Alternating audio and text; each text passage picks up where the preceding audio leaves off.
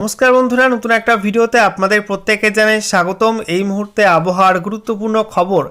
আবহাওয়াতে ফের বড়সড় পরিবর্তনের সম্ভাবনা রয়েছে, কারণ এই ডিসেম্বর মাসের মধ্যেই বঙ্গোপসাগরে আরও একটা নতুন সিস্টেম তৈরি হতে পারে, জানাচ্ছে আবহাওয়া দপ্তরের মডেল। দক্ষিণ পূর্ব বঙ্গোপসাগর এবং সংলগ্ন ভারত মহাসাগরের যে সীমান্তবর্তী অঞ্চল রয়েছে সেখানে একটা নিম্নচাপ তৈরি হবে এই ডিসেম্বর মাসের শেষ সপ্তাহে।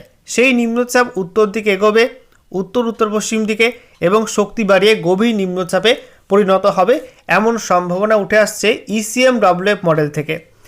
এই সিস্টেমটা আগামীতে আরও শক্তি বাড়ালে ঘূর্ণিঝড়ও কিন্তু হতে পারে, সেই সম্ভাবনা থাকছে, কারণ ডিসেম্বর মাস পর্যন্ত ঘূর্ণিঝড় প্রবণ একটা সময় থাকে বঙ্গোপসাগরের মধ্যে। অন্যদিকে শীঘ্রই উত্তর পশ্চিম ভারতে হানা দেবে নতুন পশ্চিমী ঝঞ্ঝা। এই নতুন পশ্চিমী ঝঞ্ঝার জেরে বেশ কিছু রাজ্যে মেঘলা ওয়েদার হবে, কুয়াশা হতে পারে ঘন, একই সঙ্গে বৃষ্টির সম্ভাবনা রয়েছে বেশ কিছু রাজ্যে, এবং শীতে বদল হতে পারে বাংলায়।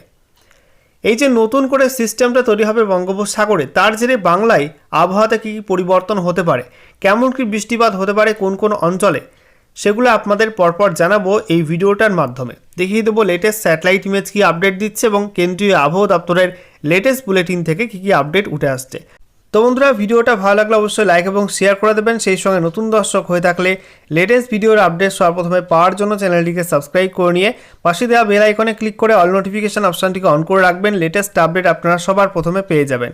আর সেই সঙ্গে আমাদের ভিডিওটি আপনি এই মুহূর্তে কোন জেলা থেকে দেখছেন অবশ্যই আপনাদের জেলার নামটি কমেন্টে লিখবেন, তাহলে আপনাদের জেলার আবহাওয়ার খবর আপনারা সঠিক সময় সবার আগে জানতে পারবেন। বন্ধুরা, শুরুতেই আমরা নজর রাখবো অনলাইন ওয়েদার সিস্টেমে। এই মুহূর্তে আপনারা দেখতে পাচ্ছেন অনলাইন ওয়েদার সিস্টেমে যে বঙ্গোপসাগরে কিন্তু এই মুহূর্তে তেমন কোনো সিস্টেম নেই। তামিলনাড়ুর কাছে কিছুটা ঝোড়ো হাওয়া রয়েছে ঘূর্ণাবর্তের কারণে, বাকি বেশ কিছু অঞ্চলে কিন্তু পরিষ্কার আবহাওয়া, খুব একটা কোনো সিস্টেমের দাপট এই মুহূর্তে বঙ্গোপসাগরে নেই। তবে ডিসেম্বর মাসের শেষ সপ্তাহে কিন্তু বঙ্গোপসাগর সক্রিয় হয়ে উঠবে। তার কারণ দেখতে পাচ্ছেন ভারত মহাসাগর এবং সংলগ্ন দক্ষিণ পূর্ব বঙ্গোপসাগর এবং যে আন্দামান সাগরের দক্ষিণ ভাগটা আছে, এখানে কিন্তু বায়ুপ্রবাহে পরিবর্তন আসছে। 23 ডিসেম্বর থেকে আমরা লক্ষ্য করতে পারছি এই অঞ্চলটায় বায়ুপ্রবাহে পরিবর্তন আসছে, এবং আস্তে আস্তে কিন্তু লো প্রেশার এরিয়া বা নিম্নচাপ অঞ্চল তৈরির মতো একটা সম্ভাবনা তৈরি হয়ে যাবে। দেখতে পাচ্ছেন 24 ডিসেম্বর বুধবারও কিন্তু ওই অঞ্চলে বায়ুপ্রবাহে গতিবেগ বাড়ছে, এবং তারপরে 25 ডিসেম্বরও কিন্তু ওই অঞ্চলে বায়ুপ্রবাহে গতিবেগ বাড়ছে। এভাবে এরম করতে করতে কিন্তু ডিসেম্বরের শেষের দিকে একটা ঘূর্ণাবর্ত তৈরি হয়ে যাবে ওই 28 ডিসেম্বরের কাছাকাছি। দক্ষিণ আন্দামান সাগর এবং সংলগ্ন দক্ষিণ পূর্ব বঙ্গোপসাগরের কাছে একটা ঘূর্ণাবর্ত বা সাইক্লোনিক সার্কুলেশন তৈরি হয়ে যাবে। সেই ঘূর্ণাবর্ত আরও কিছুটা উত্তর উত্তর পশ্চিম দিকে এগোবে, এবং এগিয়ে 29 তারিখ নাগাদ 29 থেকে 30 ডিসেম্বরের মধ্যে কিন্তু একটা লো প্রেশার এরিয়া বা নিম্নচাপ অঞ্চল তৈরি হতে পারে দক্ষিণ পূর্ব বঙ্গোপসাগরের কাছে। এরপর সিস্টেমটা আমরা দেখতে পাচ্ছি উত্তর দিকে এগোবে। দেখতে পাচ্ছেন 30-এর পর 31 ডিসেম্বর সিস্টেমটা আরও শক্তি বাড়াচ্ছে এবং গভীর নিম্নচাপ তৈরি হওয়ার সম্ভাবনা আছে সময়ে, এবং সিস্টেমটা কিন্তু উত্তর দিকে এগোচ্ছে দেখতে পাচ্ছেন, এবং মধ্য বঙ্গোপসাগরের দিকে যার প্রবণতা দেখাচ্ছে অনলাইন ওয়েদার সিস্টেম অর্থাৎ ECMWF মডেল। ওকে বন্ধুরা, এবারে আমরা দেখে নেব নিম্নচাপ থেকে গভীর নিম্নচাপ তৈরির সময়টাই এর গতিবেগ কেমন কি থাকবে।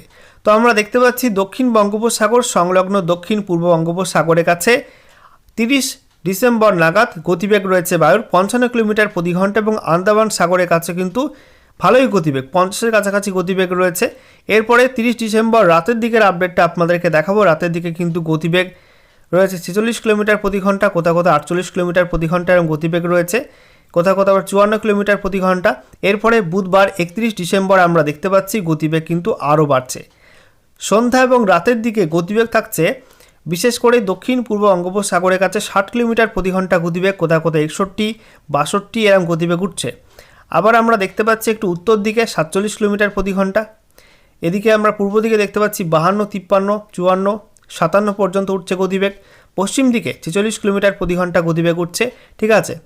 এবং তার পরবর্তী পর্যায়ে যদি সিস্টেমটা আরও উত্তর দিকে এগোয় তাহলে কিন্তু উত্তর বঙ্গোপসাগরের দিকে আসতে পারে, অর্থাৎ পশ্চিমবঙ্গ উপকূল সংলগ্ন ওড়িশা উপকূলের দিকেও যেতে পারে, পশ্চিমবঙ্গ বাংলাদেশ উপকূলের দিকেও আসতে পারে, আবার সিস্টেমটা কিন্তু মায়ানমারের দিকেও যেতে পারে, সেই সম্ভাবনা কিন্তু উড়িয়ে দেওয়া যাচ্ছে না।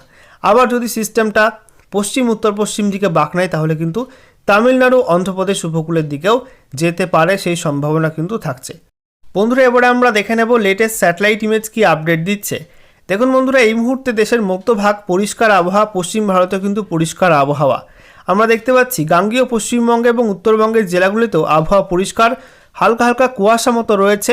দেখতে পাচ্ছেন দক্ষিণবঙ্গের বিভিন্ন জেলা, মুর্শিদাবাদ, নদিয়া, সেই সঙ্গে উত্তর এবং দক্ষিণ 24 পরগনা, কলকাতা, হাওড়া, হুগলি, পূর্ব মেদিনীপুর, পশ্চিম মেদিনীপুর, ঝাড়গ্রাম, বাঁকুড়া, পুরুলিয়া, পশ্চিম বর্ধমান, পূর্ব বর্ধমান, বীরভূম, প্রত্যেকটা জেলায় কিন্তু হালকা হালকা কুয়াশার একটা চাদর মতো রয়েছে। অন্যদিকে উত্তরবঙ্গে আমরা দেখতে পাচ্ছি একই রকম আবহাওয়া, তবে ঠান্ডা একটু বেশি। উত্তরবঙ্গে মালদা, উত্তর দিনাজপুর, দক্ষিণ দিনাজপুরে পরিষ্কার আবহাওয়া। দার্জিলিং, কালিম্পং, জলপাইগুড়ি, আলিপুরদুয়ার, কোচবিহারও আবহাওয়া পরিষ্কার। একই সঙ্গে আমরা দেখতে পাচ্ছি পার্শ্ববর্তী বিহার, ঝাড়খণ্ডেও আবহাওয়া পরিষ্কার রয়েছে। উত্তর পূর্ব ভারতে আমরা দেখতে পাচ্ছি আসাম, সেই সঙ্গে ত্রিপুরা সহ বাকি রাজ্যগুলোতেও আবহাওয়া পরিষ্কার। এদিকে আমরা দেখতে পাচ্ছি উত্তর পশ্চিম ভারতের কাছে একটা পশ্চিমী ঝঞ্ঝা কিন্তু শীঘ্রই আসছে এবং এই মুহূর্তে একটা ঝঞ্ঝা রয়েছে, যার জেরে আমরা দেখতে পাচ্ছি গিলগিট বালচিস্তান, সেই সঙ্গে জম্মু কাশ্মীরের বিভিন্ন অঞ্চলে কিন্তু মেঘলা ওয়েদার এবং বৃষ্টিপাতের সম্ভাবনা কিন্তু রয়েছে জম্মু কাশ্মীরে আগামী দিনগুলিতে। এদিকে আমরা দেখতে পাচ্ছি যে হিন্দুকুশ পর্বত এবং সংলগ্ন অঞ্চলগুলোতে প্রচণ্ড ভারী মেঘ রয়েছে পশ্চিমী ঝঞ্ঝার কারণে। আর এদিকে দক্ষিণ ভারতেও হালকা কিছু মেঘ রয়েছে কেরলা এবং তামিলনাড়ুর মধ্যে ঘূর্ণাবর্তের প্রভাবে। সেই সঙ্গে বঙ্গোপসাগরে আমরা দেখতে পাচ্ছি বিশেষ করে ভারত মহাসাগর এবং সংলগ্ন বঙ্গোপসাগরের যে সীমান্তবর্তী অঞ্চল, সেখানে কিছুটা মেঘপুঞ্জ রয়েছে শ্রীলঙ্কা এবং তার উপকূলবর্তী অঞ্চলের কাছে। এবং আমরা দেখতে পাচ্ছি যে দক্ষিণ পূর্ব বঙ্গোপসাগরের কাছে কিন্তু হালকা হালকা মেঘ এই মুহূর্তে ভেসে বেড়াচ্ছে। তবে ডিসেম্বরের শেষ সপ্তাহে কিন্তু মেঘের সমাগম বাড়বে এই অঞ্চলটায় এবং আস্তে আস্তে কিন্তু বঙ্গোপসাগর ফের সক্রিয় হয়ে যেতে পারে, সেই সম্ভাবনা কিন্তু উড়িয়ে দেওয়া যাচ্ছে না। বন্ধুরা, এবারে আমরা দেখে নেব কেন্দ্রীয় আবহাওয়া দপ্তর বা মৌসুম ভবন থেকে আজকে যে লেটেস্ট বুলেটিন জারি করা হলো, সেখানে কী কী আপডেট দেওয়া হচ্ছে। তো বলা হচ্ছে এই মুহূর্তে একটা সাবট্রপিক্যাল ওয়েস্টার্লি জেট স্টিম রয়েছে, যেটা সমুদ্রপৃষ্ঠ থেকে 12.6 কিলোমিটার পর্যন্ত উচ্চতায় অবস্থান করছে, মেনলি নর্থ ইন্ডিয়াতে, উত্তর ভারতে এটা অবস্থান করছে, ঠিক আছে। এবং এটার গতি রয়েছে 100 নটস। এছাড়া আমরা দেখতে পাচ্ছি একটা নতুন করে দুর্বল পশ্চিমী ঝঞ্ঝা, এটা 19 ডিসেম্বর নাগাদ পশ্চিম হিমালয় সংলগ্ন অঞ্চলে আঘাত হানবে। একই সঙ্গে আমরা দেখতে পাচ্ছি একটা আপার এয়ার সাইক্লোনিক সার্কুলেশন বা ঘূর্ণাবর্ত রয়েছে দক্ষিণ আসাম এবং সংলগ্ন অঞ্চলে। এটা সমুদ্রপৃষ্ঠ থেকে 1.5 কিলোমিটার পর্যন্ত উচ্চতায় রয়েছে। এটা দুর্বল হয়ে পড়ছে আস্তে আস্তে। এছাড়া বলা হচ্ছে আগামী দিনগুলিতে বৃষ্টিপাত থাকবে কোথায় কোথায়? জম্মু কাশ্মীর, লাদাখ, গিলগিট বালচিস্তান, মুজাফফরাবাদ, হিমাচল প্রদেশ, কেরালা, তামিলনাড়ু, ঠিক আছে। এই সমস্ত জায়গায় বৃষ্টিপাতের সম্ভাবনা আগামী 3 দিনে রয়েছে। বন্ধুরা, এবারে আমরা দেখে নেব আলিপুর আবহাওয়া দপ্তর কী জানাচ্ছে। আলিপুর আবহাওয়া দপ্তর জানাচ্ছে গত 24 ঘন্টার মধ্যে পশ্চিমবঙ্গের দক্ষিণের জেলাগুলির মধ্যে সর্বনিম্ন তাপমাত্রা রেকর্ড হয়েছে শ্রীনিকেতনে, সেখানে 11.5 ডিগ্রি সেলসিয়াস তাপমাত্রা রেকর্ড হয়েছে। আর উত্তরবঙ্গের মধ্যে সমতলভূমি অঞ্চলে আমরা দেখতে পাচ্ছি আলিপুরদুয়ারে 9 ডিগ্রি সেলসিয়াস তাপমাত্রা রেকর্ড হয়েছে লোয়েস্ট টেম্পারেচার বা সর্বনিম্ন তাপমাত্রা। আর পাহাড়ি অঞ্চলে দার্জিলিংয়ে সেখানে 4.6 ডিগ্রি সেলসিয়াস তাপমাত্রা রেকর্ড হয়েছে। অন্যদিকে কলকাতা, আলিপুরে সর্বনিম্ন তাপমাত্রা রেকর্ড হয়েছে 15.8 ডিগ্রি সেলসিয়াস, যেটা স্বাভাবিকের থেকে 0.7 ডিগ্রি সেলসিয়াস বেশি ছিল। এছাড়া আমরা দেখতে পাচ্ছি হালকা থেকে মাঝারি ধরনের কুয়াশা লক্ষ্য করা গেছে দুর্গাপুরে, বিশেষ করে সকালের দিকের সময়টাই এই কুয়াশা লক্ষ্য করা গেছে।